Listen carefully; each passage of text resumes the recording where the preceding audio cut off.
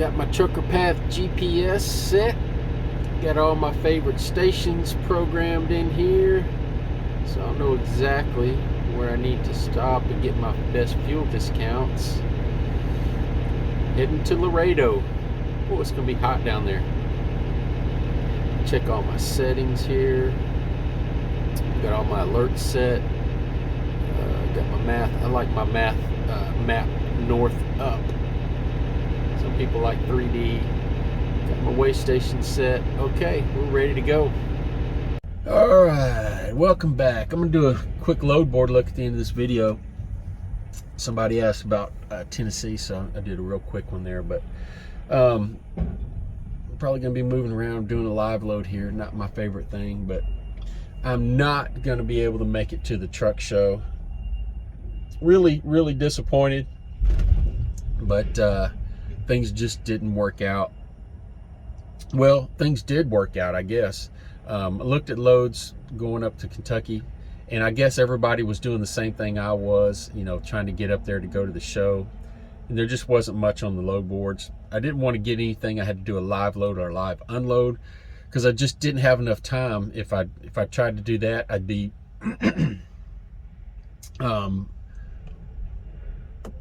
I'd probably end up live unloading, you know, on Monday morning or something like that, which is not what I want to do, keep a load all weekend.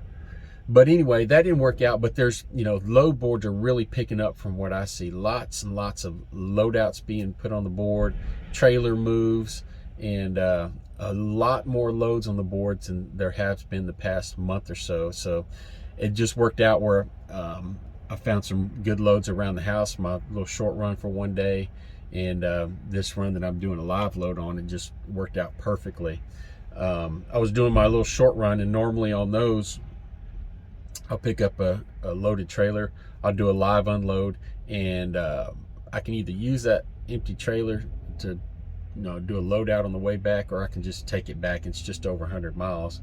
And normally I just deadhead back, not have to worry about doing live loads. But another load jumped up on the board with the same agent, and it didn't look good at first. I put in a bid on it, bid kind of high on it, and it didn't look good because I would have had to take my empty trailer back little over 100 miles, then deadhead 120 miles to get another empty trailer, and then deadhead from there about 50 miles to do the live load. And as soon as I put in the bid, just a couple minutes later, the agent called and said, hey, if you want to do that other load, I'll give it to you, and you can just use the trailer you've got right now. So, yay, agent. And that guy's pretty doggone awesome. He takes care of me. So, yeah, I jumped on that one. So there's some good loads on the board right now. Lots of freight. You know, this is the time of year and when things start picking up really good. But I really hate missing the show, you know, but hopefully I haven't looked at any kind of schedule for those shows to see if there's going to be anything else coming up, but hopefully there will be, and hopefully it'll be a little bit closer. But hopefully you guys have fun, get lots of swag, and meet some interesting people, and let me know how it goes. As far as my truck search for a new truck, it continues. It's just really frustrating and disheartening to see the prices on these trucks. I got pre-qualified for some financing, and you know, this lady that does the financing, she's been in this kind of business basically all her life, and she used to work for Aero Trucks, and you know, that's kind of what she's trying to talk. Oh, you need to go to Aero Trucks. They have, you know, warranties, and they guarantee and all this stuff. And then, you know, I did call Aero Trucks and immediately got this guy who was the definition of a used car salesman. Just really smug. Didn't want to listen to anything I had to say. I told him exactly what I wanted. I looked on their website. looked at the trucks. I said, hey, you've got a few of these trucks over there. And immediately, oh yeah, the website is wrong. We can't keep up with it. The website, I said, well, why don't you take them down? you know, but he asked me what I wanted after he talked for about 10 minutes, basically telling me what I wanted. And I told him, the few things that I was looking for. And he immediately jumped on some kind of international truck. And I said, hey, no, I don't want an international. I told you the 2 brands that I want, or 3 that I wanted. And then he went into a 10, 15 minute spiel on how, basically I was wrong, and internationals are very good trucks. They're exactly like every other truck. And so I hung with it, just to try to get through all that. Listen to him say, hey, they got the exact same motor, and yeah, that's all great, but remember 10 minutes ago when I told you I did not want an international? So you have to get through all that kind of crap to get down to the meat. And so I said, well, what do you have? The 3 trucks that I told you I wanted, the 3 brands that I would settle for, what do you have? And basically he gave me about 5 choices, and he couldn't tell me any specifics. Oh, we've got this one truck, it's automatic, it's got APU. I said, well, I'm looking at those on your website, but those are mid-roofs. Oh, I don't see that here. And he said, well, if you want to hold one of these trucks, just we need to get a $1,000 deposit from you. I said, wait a minute, you haven't told me anything about the damn trucks. Why would I send you $1,000 on the truck you haven't told me anything about? That's stupidity. So we went round and round, and I really got nothing out of him. He just, typical used car salesman kind of stuff.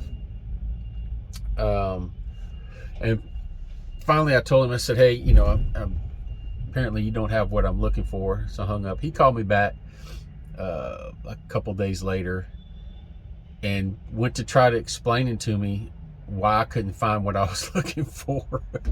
Oh man. But yeah,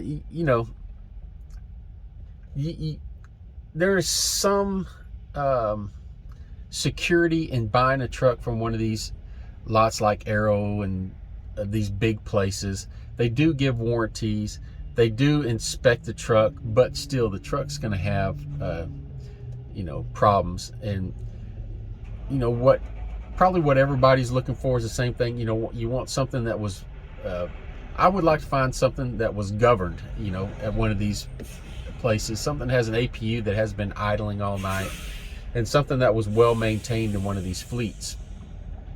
Ideally, that's what I'm looking for. And usually you have to go to these places like Arrow to find something like that, or to directly to the fleets. But yeah, that's where I'm at. I just it doesn't look good because anything that's, let's say, 2018 or newer, even with 500,000-600,000 miles on it, they want $100,000 for. And you look at a truck with 400,000 miles on it, or even less, they'll probably want 140, 150,000 on it. I looked just this morning at one of the websites, and there was a Volvo that was 3 years old, had close to 400,000 miles on it, and they wanted $170,000. That's probably just as much as it costs when it was brand new. If that's not price gouging, I don't know what is. But anyway, I'm in no hurry. I've got a truck that runs good, thankfully, knock on wood. It just I hit my head on the ceiling every once in a while, and there's not much storage space in here, but I'll figure it out. But you guys have fun at the truck show, and we'll see you next time. Okay, let's do a load board look. It's 66 degrees here in Hong Kong, so let's take a look. I had somebody ask about Tennessee. I think the Nashville area. I go up there every once in a while, probably once a month or so. I never have any trouble finding a load out of Tennessee. So let's take a look. I've got about 100-mile radius here, power only, and First one that pops up has a somewhat decent rate, not great. I'm sure you can negotiate a bit more out of this, but let's take a fairly light load going out to California. Let's see. Stack of flatbeds, 3 high. Very easy load. You don't have to have a whole lot of flatbed equipment. You could probably get away with about 6 straps for this load. You know, the more the better, but 6 straps and a load bar, and you don't have to have any other kind of flatbed equipment. You don't need a headache rack or anything like that. So those are real easy, pull real easy. It probably only take you about 20-30 minutes to tie down. Let's see here. Waverly, let me put on my glasses so I can read these things. Waverly, Tennessee to Youngstown, Ohio. That's a good load right there. Let's take a look at it. See, tow away, empty, open top trailer. You know, so easy load. Get you where you need to go. You know, or earn you some money until something better comes along. Waverly, Tennessee to West Virginia. A lot of mountains in that run, but fairly light load. Clarksville, Tennessee to Garden City, Georgia. Now, right off the bat, I'm looking at this rate and I'm thinking, man, that's a very good rate. What's the catch? So let's take a look. Okay, it's a round trip for number one, and it's intermodal. Doesn't say you need a TWIC card, but it's all drop and hook. So that might be a good run if you're up there in the Nashville area. Those intermodal trailers are junk, but you know, you don't have to worry about it. It's not coming out of your pocket to fix them. Here's another one, a little over $2 a mile going to Fontana. I deal with A-Trans every once in a while. Very nice lady that works over there, and she usually gives you what she, you know, as much as she can on the rate when she puts it on the load board. So another stack of flatbeds. Let's see. I see a bunch of good loads going to good areas. Well, up until now, up to Oregon. Wouldn't take that one no matter how much you paid. Nashville to Memphis, can't go wrong there. 211 miles. You probably get a really good rate out of that, and then you're not going to have to deadhead anywhere because Memphis is another good area for power only. Here's one with a fairly good rate, but it's going into New Jersey. You got to think about tolls and cost of fuel. Let's see here. Let's see. Another Nashville to Memphis, probably the same one. Here's one Cadiz to Salt Lake City. Now, it's not a very good rate on there. I would definitely try to talk them up, but Salt Lake City is not a bad area at all for power only, so you're not going to have any trouble getting something coming out of there. Let's take a closer look at this one. Doesn't say anything. It doesn't say how much it weighs, so that's definitely deserving a call right there. Here's one Cadiz to Dallas, Texas. Pretty good rate, over $3 a mile. Not too many mountains, just a little bit. Another stack of flatbeds. They're pumping out the flatbeds over there. Laverne, Tennessee to Canada. Oh, Dixon, California, a lot of stuff. Now here's a good rate right here. Springfield, Tennessee to St. Joe, Missouri. It's a heavy load, but you don't encounter too many hills through there. AC unit accessories must have chains and straps, no tarping. So that's another one where you will have to have flatbed equipment. Let's see. Sometimes, and I'll tell you what, when you get those air conditioners, they have to be chained in a certain way, and sometimes they're a pain in the butt because you have to take the ends of the chains off and route the chains through holes, and I would turn that down unless they offered much better money. And lots of times also, if you're delivering those things into a city, they'll you know, they're building something, a big building or something like that, so sometimes you have to wait on a crane, so that could be a real pain in the butt. Here's one, Nashville to Laredo. I mean, such an easy drive right there, but it's only paying $240 a mile. Let's take a look at it.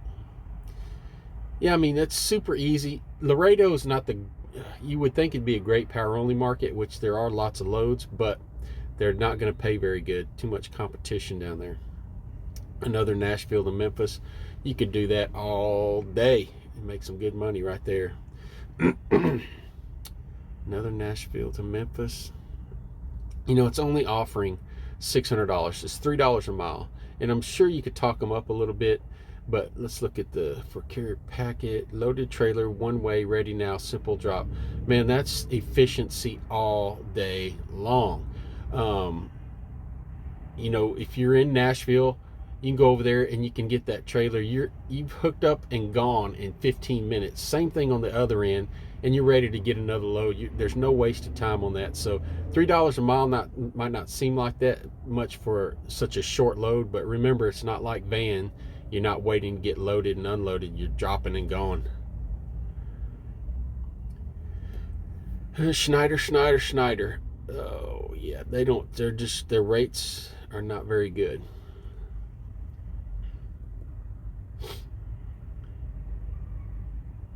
A lot of stuff going there. Let's see here. Nashville to Clyde, Texas. Got one for about $270 a mile there. Yeah, just a towaway. You know, again, if that rate, you could probably talk them up a little bit. TQL, Total Quality Logistics, is known for just some low rates, and you might be able to negotiate a little bit out of them.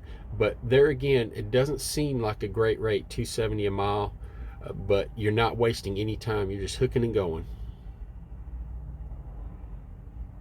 So lots of good loads coming out of there. Nothing, you know, gangbusters were for $5 a mile or anything like that.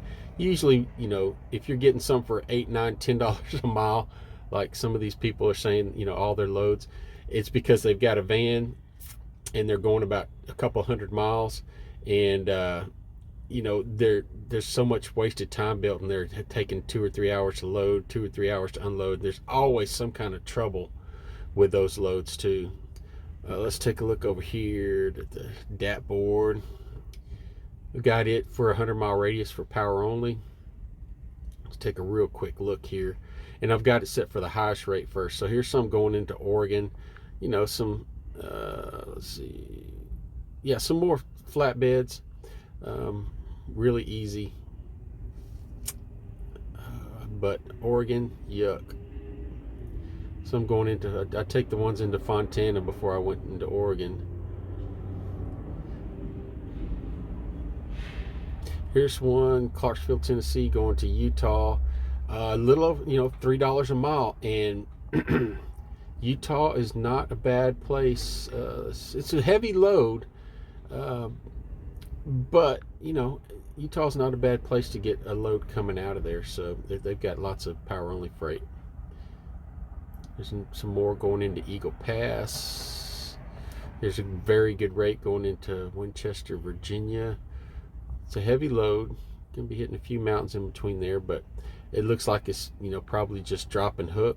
So you're getting what, close to $5 a mile on that one. Now I stay out of Virginia, so I don't know what kind of area that is for power only freight. I'm sure it's pretty good. Here's a weird 126 foot, 1,800 pounds. Let's just take a look real quick, see what it is. It doesn't say. Here's another one, three something a mile. Again, well, this one needs straps. I would definitely ask for more on that one because you're wasting a little of your time strapping that thing up. And when you're doing those flatbed loads, be sure to ask, you know, if there are any stops, because sometimes they want you to deliver one trailer to one part of town and the other two to somewhere else. So, but you can see there's lots. It's 272 power only loads, and that is really up from what it has been the past month or so, because we're coming into that time of year when freight increases. Now here's my kind of load. Russellville, Kentucky to Prairie City, Iowa. Open top trailer, towaway. You know, Iowa's not the greatest place for power only, but you know, I love driving out that direction. So yeah, lots of good freight coming out of Tennessee. Things are really picking up right now from everything I've seen on these load boards. I know I'm going kind of fast, but I'm trying to get to something interesting. A lot of stuff goes to Washington. Manchester, Tennessee to Laredo. Again, just a nice, easy drive. Hook loaded trailer, hook and go, man. That's what you want to see. It will spoil you to do power only. You know, not the rates, but just the fact that you can just back up to a trailer, do your inspection, and go. No waiting to get loaded or unloaded. Let me get past these. Here we go. Let's see here. You know, a lot of the same, you know, people list these loads over and over. So even though this says there's 272 loads, there's probably not even half that, but still that's a lot of loads compared to a month ago. A lot of, just like these right here to Fontana. Let's take a look at it. Yeah, a lot of empty trailers, a lot of loadouts. There's Landstar, man, their rates have really been sucking these past 6 months, 7 months. I don't know what the deal is. They don't want to get off of $2 a mile. Let's see. Schneider load down to Houston. A lot of Nashville, Tennessee to Memphis, Tennessee. I'd jump on those all day, every day. But there you go.